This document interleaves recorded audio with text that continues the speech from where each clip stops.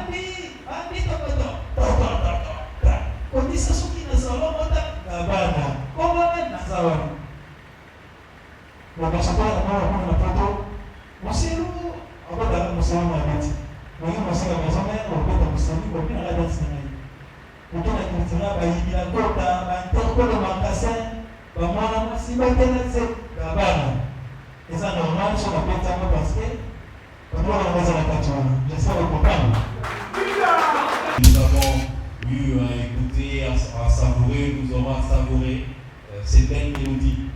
C'est un album qui est constitué de 8 titres, plusieurs combats, un très bon arrangement,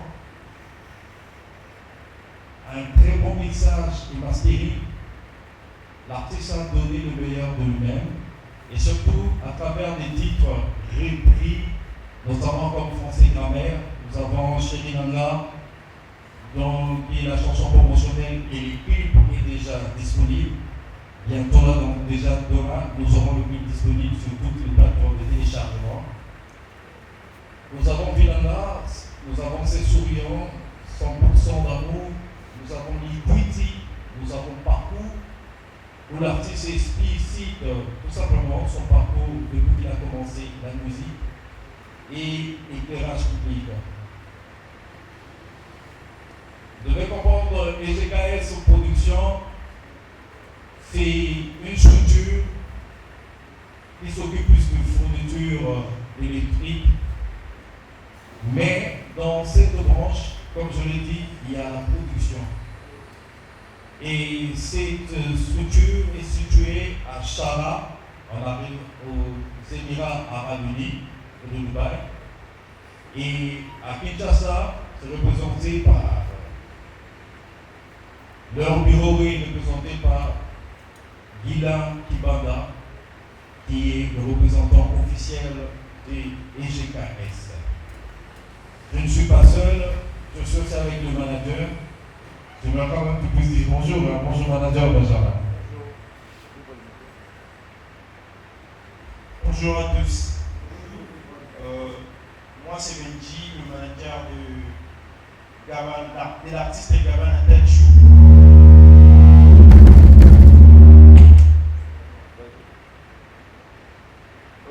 Moi c'est Benji, le manager de l'artiste Gabana Tachou. Nous sommes ici pour vous présenter l'éclairage public, un projet fort qui reflète une vision. Premièrement, merci pour votre présence. On applaudit quand même, hein, au départ, c'est une interactivité quand même.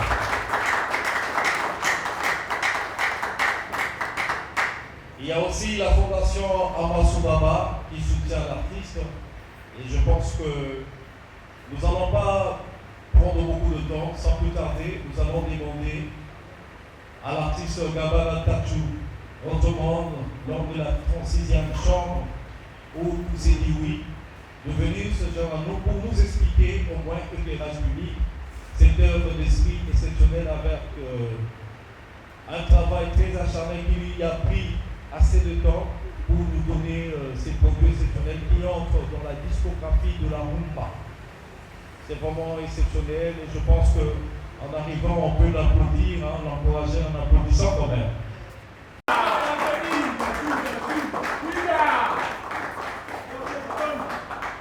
Voilà.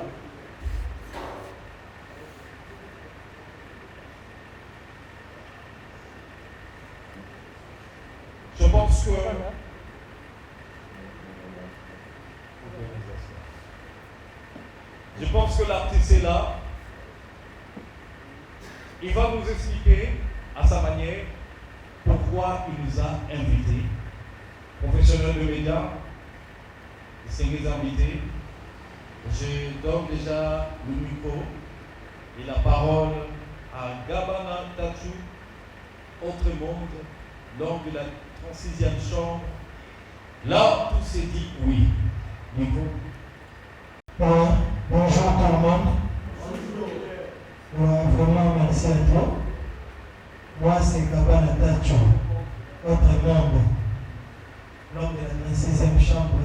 Ici pour le Kimaraka, oui. Vraiment, les années c'est vraiment le bilan.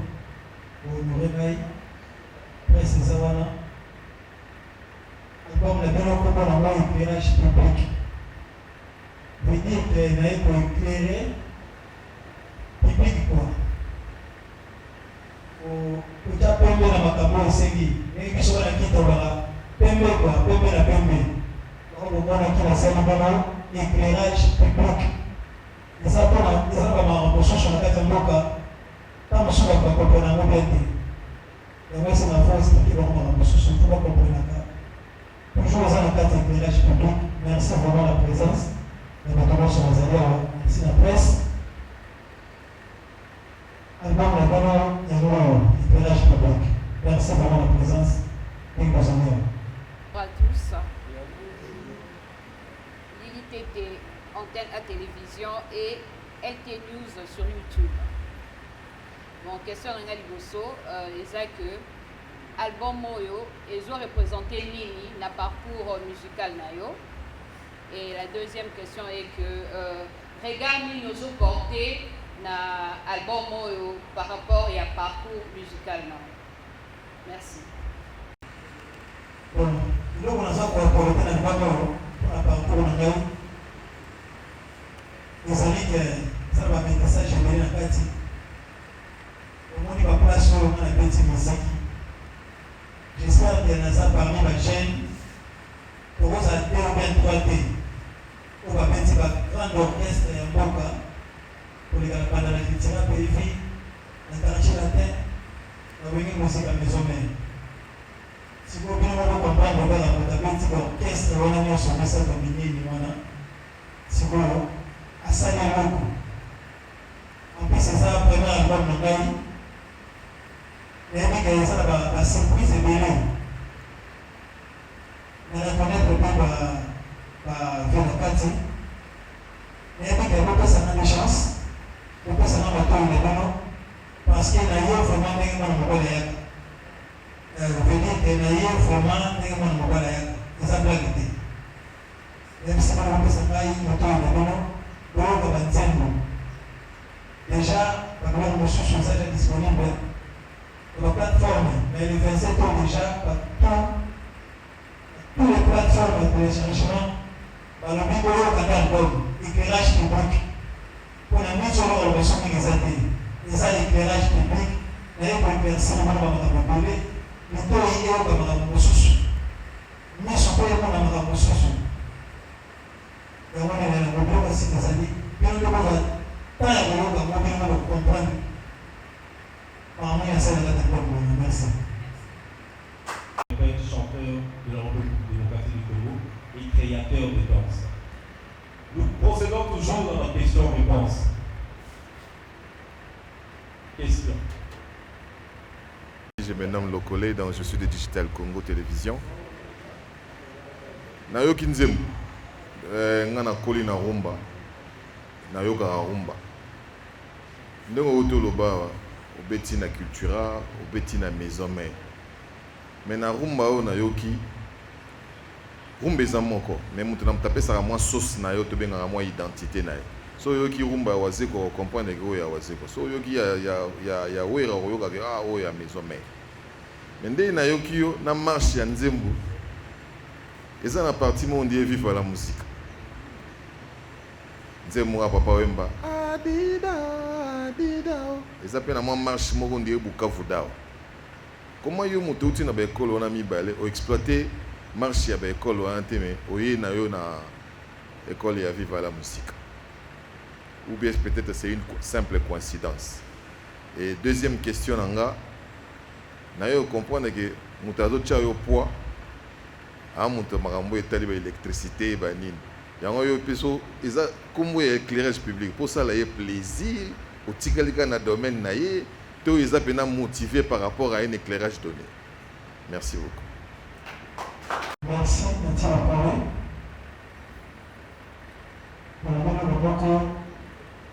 Eza matoya na ozotanga Félix Bazebe mokoya bongo aniwe na so baza nanu bato oyo neti mokoya bongo ayoka deja papa wemba trop mobali ya forêt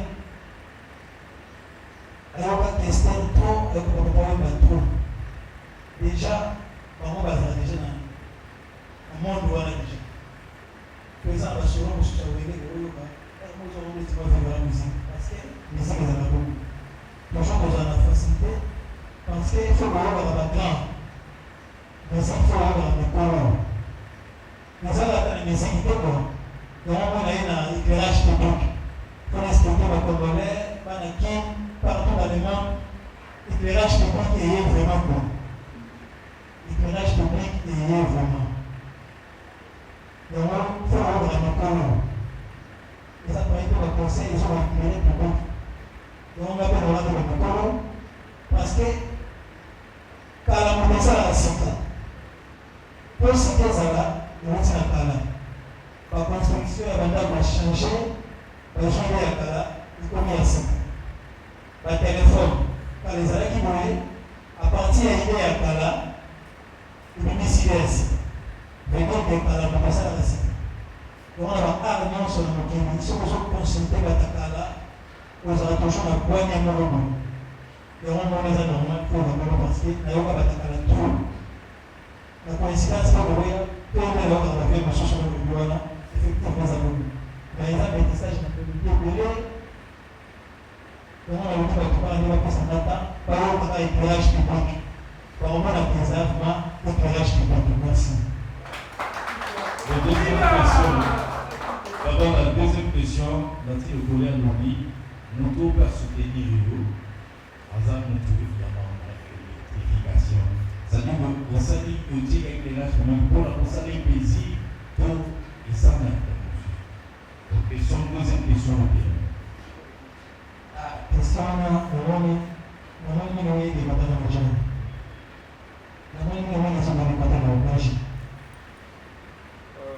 Moi, je dirais juste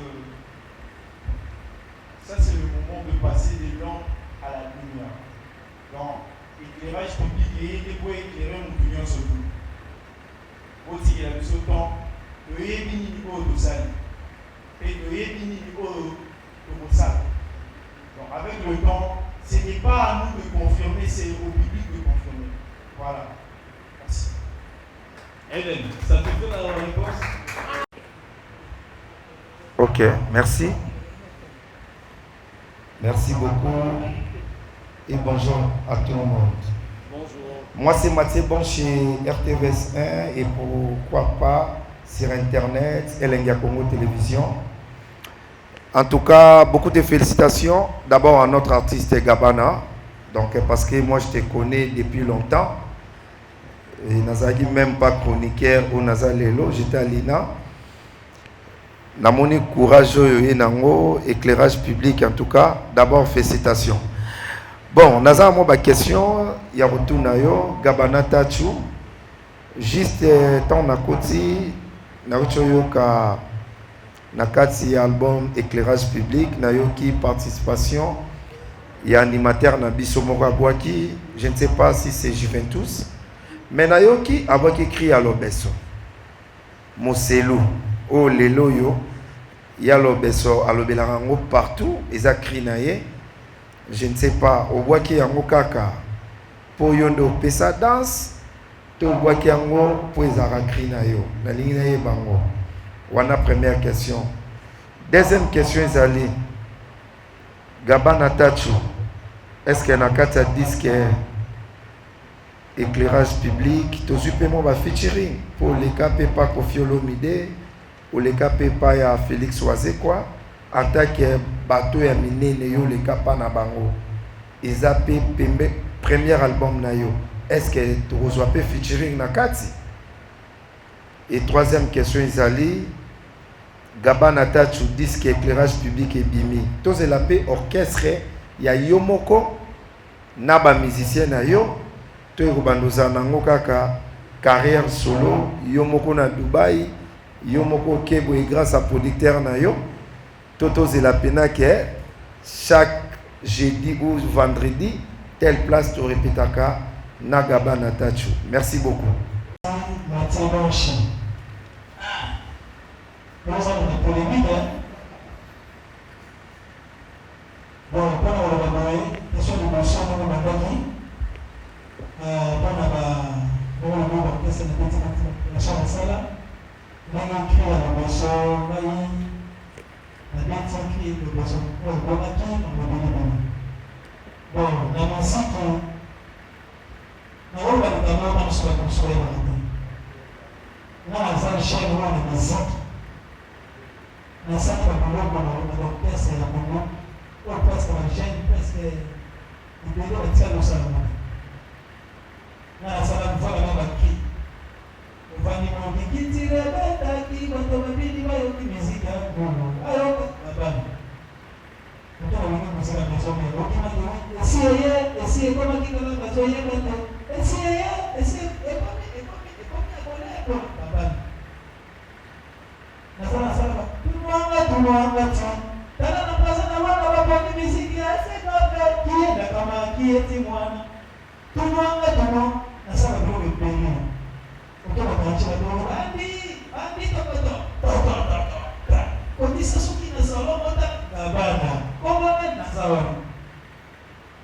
Na kashaka na poto. Musiru abada musiru na biti. Mwenye masaka mzama na ubeta musiru kwa bila hada sana. Ukina kufunga bayi la kota bantoko makasa bamwana masiba tena se Gabana eza normal sur la plateforme parce que on doit organiser la plateforme j'espère que vous comprenez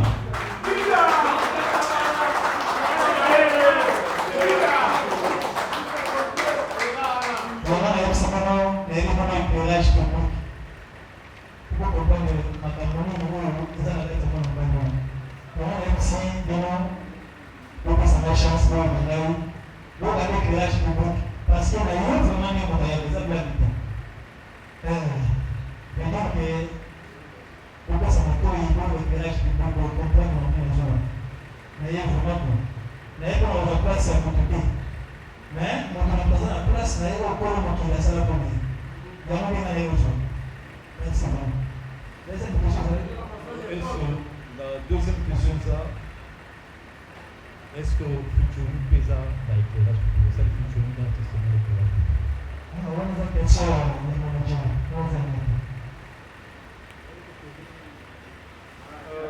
déjà, pour cette question, c'était important pour nous de laisser l'artiste s'exprimer seul pour que le public comprenne vraiment qui il est.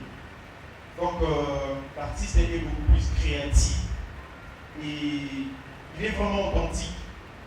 Il ne copie pas à ça donc, vraiment, comme il te copie au Lubagano, aussi il a besoin des temps. Polingaki, artiste à s'exprimer seul, et le public est confirmé. Bien sûr que oui, il vient de par-ci par-là et tout, l'orchestre, mais le plus important, c'est que en ces moments, il fait carrière dans solo. Et aussi, il a eu temps à s'exprimer par rapport à l'album et à l'éclairage. Donc, merci. Alors, la troisième question, Pézali, quand il y a Mathieu Rocher, est-ce que au Sali mouvement, on va voir que chaque tel jour, par exemple, je le dis, vous aurez répété, vous avez au Tala, vous avez une histoire qui a accompagné au Dubaï, au Canada, au Sali, tel que vous aurez. Bon, mais ça peut être une question. La toile est déjà, mouvement, c'est un bon déjà. Le monument de Maïe, c'est un bon. Alors, moi, je vais t'appeler, alors ça, la bonne monnaie, c'est déjà. Donc, qu'est-ce que ça veut dire?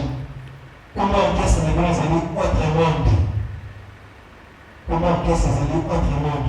C'est-à-dire que nous qui nous soucions, qui ne peut pas déjà en police, ne pas t'avoir parce que toujours préparer l'événement. Il faut qu'on ait un album, il faut travailler, toujours attendre pour travailler vraiment et que ça complète. Mais, il y a des guerres.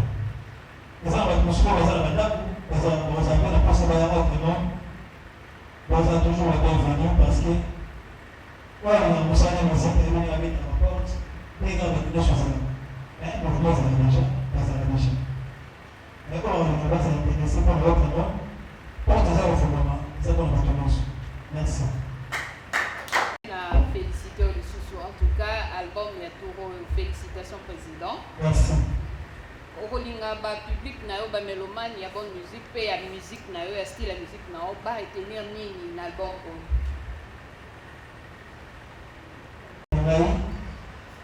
Pendant le peuple congolais, le peuple africain, partout dans le monde, par retenir par adorer, éclairage public qui est alors, c'est très important d'avoir la minute sur les alliés, éclairage public. Donc, je temps vraiment, il y a un peu de savourer un mot, pour que ça soit pour que ça soit temps pour. Il y a un peu de important dans le monde. Nous sommes un peu de temps dans le monde. Donc, je temps pour l'album, pour comprendre l'avenir sans être un peu de monde. Le plus important, vraiment, c'est de les cérémonies. Parce que c'est le récit. Il y a un chose qui est moyen pour prendre une massacre.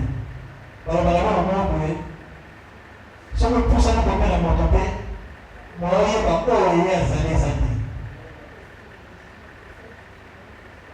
Nous sommes, si on pousse à nous pour la montée, on comprend de qui est. Mais aussi, quand on comprend de tout. Donc, si on pousse à nous pour l'éclairage public, on comprend de qui est meilleur vraiment. Parce que, en gros, ça, on va nous montrer là. C'est pour qu'on ait tant de place à la table. Nous, on a organisé l'éclairage public, c'est lié.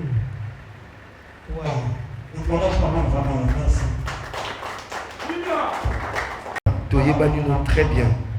Nous avons compris quel courage, la détermination pour l'éclairage public. Parce que ici, chez nous, à la RDC, il y a aussi des artistes et musiciens très très talentueux au pays basé à succès. Détermination oyo watu gabana osimbi watu oyo komika éclairage public et le grand frère nanga nati lokole détermination ozana ngo courage oza nango, audacité, osimbi wapi Gabana Tadju. Est-ce que disque est bêta? Présent à bateau belé, babimisi ba disque à 22 titres, ata moko to yo karaté. Et belé pe babimisi ba disque balobaki trop na terrain o eza lelo glissant. Et je au Canada. Détermination za nango chuapi et puis osimbi wapi. Okoti bikota kota o balaki yo ke ça succès.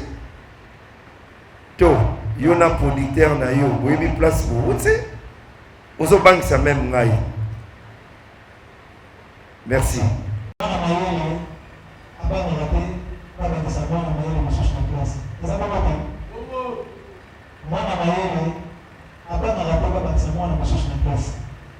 Parce que yo déjà dans mayele.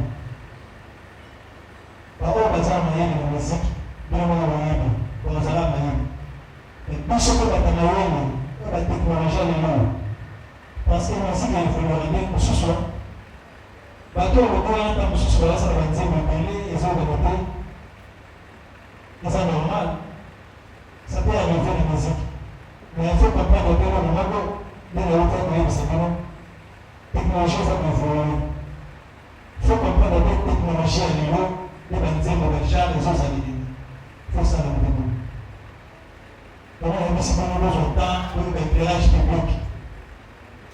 Ici on a mis déjà on se place à notre côté. Mais toujours besoin de savoir comment on va pas dans le parce qu'on a un bon éclairage public. Merci. Mais pour la chance, pour la maladie, comme je l'ai dit, c'est pas la même. Mais il y a un moment. La autotine. La carte à disque parce que je ne parle pas. Autotine. Autotine. Ah. Ah. Mais on parle déjà na Italie. Na Italie, oui. Na Zurich. Zurich est la capitale de l'Allemagne. La Suisse, voilà. Et comme nous, on a vraiment la Suisse, la côte est c'est vraiment le masse de la main de l'Allemagne. Bon, il y a des gens qui tirent de l'eau dans la Suisse. Mais dans cette minute, nous avons jamais vu. Mais, nous avons vu là-bas, nous avons vu, mais nous avons vu ça. Mais là, on a dit que nous avons vu, mais nous avons vu, et puis nous avons vu, moi, je suis un peu de moi, et je suis un peu de par rapport à la réconciliation. Nous avons des infos. Nous avons changé de nom, nous avons des ingénieurs. Donc, moi, ça n'a pas pas. Mais on peut pouvoir échanger des technologies avec une option. Parce que nous avons des ça.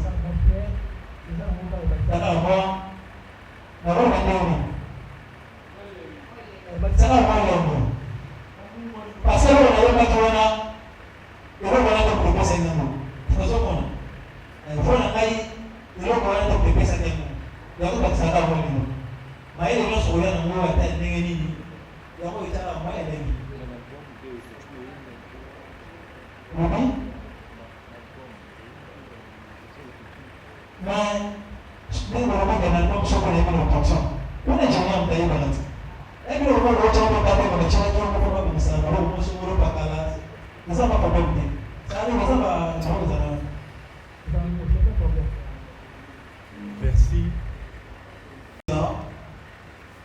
Professionnel des médias. Manon aussi. Question. Je pose beaucoup de questions. C'est notre artiste et musicien. Tozape Belete. Gabana Tadju, lelo yo premier album. Oyo sali pona biso. Album eza éclairage public. Musique lelo, ils ont une tendance. Tout le monde a bande de belé, a robi maboye. Yazanaye, pire petit. Tamsusu, ya fali poupa. Pire petit, ya fait rigola. Au monde a sorosa pire petit a fali. Ba wario bati au point. Soza pire petit, y a ferré, Bagolois, Bacheopoa. Je ne sais pas, place Nini Gabana Télémi Lelo, parce que Lelo est sa première sortie médiatique nayo, en tant qu'artiste très très talentueux, au signé au seul album nayo Éclairage public. Tolobani Gabana Warrior, Togolois, Ozana Kanini, et pas Bayana Union Spiritas. Totsigalinoga au milieu du village, tu es là pour tout le monde. Merci. Voilà. Merci. Merci. Oyobi place Naza, moyen atanga ba Warrior. Et comment bon la musique à Congo? Bon, merci. Merci beaucoup. Nous sommes dans la communauté. Nous avons un choix. Nous avons un choix. Nous avons un choix. Parce que nous avons un coach. Nous avons la 36e chambre. Et si vous avez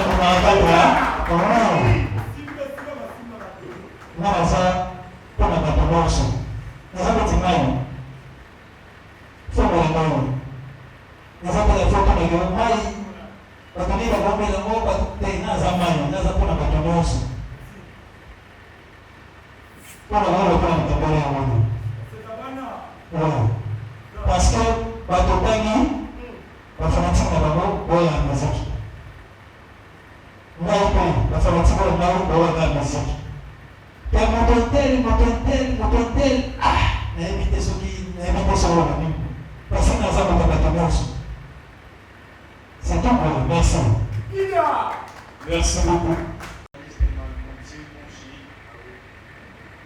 Et l'artiste il est là. Il ne se prépare pas pour le succès premièrement. Il est déjà dans le processus. C'est ce qu'il faut savoir. Le travail est fait, maintenant le public va conformer. Et deuxièmement, notre premier objectif, c'est pas négocier exactement tout s'attendre à gauche, droite, non. Bissot, oui, Bissot, comme il vous a répondu. Installer une marque forte, marquer les esprits et positionner l'artiste comme une référence en fait. Et le reste est relativement. Public, succès, tout ce qui va avec et l'engagement. Donc c'est un peu ça. Merci. Merci. On a des lois à Gabana Tatu. Merci. On a la chance de vous nous avons le droit où il y a des machins de tout comme mais les choses nous avons pas là pour finir. Là on va savoir la merci à la commence de l'heure. Je pense qu'on va savoir la merci à la presse parce que presse c'est ceux qui peuvent nous aider, mais c'est pas ça. Moi je suis vraiment dans un milieu de beaucoup. Pour moi, c'est un médecin appelé, médecin blanche de l'OPT. L'équipe de Blanche de Zéro, nous avons invité les zones, merci à la Blanche de Zéro. Nous pouvons remercier la Fondation Amash Baba. La Fondation Amash Baba, les associations de l'œil, les membres des membres de la Fondation, les attachants pour la culture de la nation, pour promouvoir toujours la chaîne, mais on a EGKS.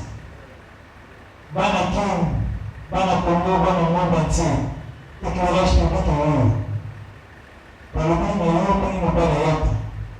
Pendant qu'on a un grand aigle de Kilimanjaro, Guinée Kibana, pas beaucoup de gens n'ont pas de vraiment. Pour le même vraiment, EGKS, électro-Guinée Kibana service, par le même Jérôme Nzalaba. Les années électro qui viennent de dans le service, les années branches de la production de partie pour la promouvoir dans la jeunesse de Bissot, toujours pour la culture à beaucoup. Donc, on a mis en charge à l'Émirat arabe, à peine de ces années, représenté par le PDG de l'Émirat. Merci à toute la population congolaise, d'Afrique, dans le monde entier. Gabon. Je vous présente l'album Éclairage public pour la mélodie de Madagascar. Pendant l'expérience, nous allons de la 16e chambre. Et si vous répondez à venez au Panama Israël. Dans l'éclairage public, nous l'avons présenté. Merci à votre sur l'éclairage public et moi. Merci. Maintenant, il fait sortir déjà les sorties officielles. Vraiment, beaucoup de gens qui ont le monde, vous savez, les Israéliens, on a mis la vérité. Ce que nous avons, moi, je vous merci. On sort du titre et déjà le clip promotionnel Chéri Nanaï dédié à Guilain Kibanda, donc EGKS. Il est l'administrateur de ces labels de production EGKS, c'est lui-même, on a commencé par lui. Je pense qu'il sera disponible de l'inviter dans vos émissions respectives pour en savoir plus. En tout cas, merci d'être venu et je crois que Mathieu, pourquoi la soupe? Non, pas le motif. En tout cas, un professionnel de la presse pour qu'il était assis pour ça, merci en tout cas l'artiste, consommer et puis chercher vraiment à booster cet album en vous faisant confiance. Merci.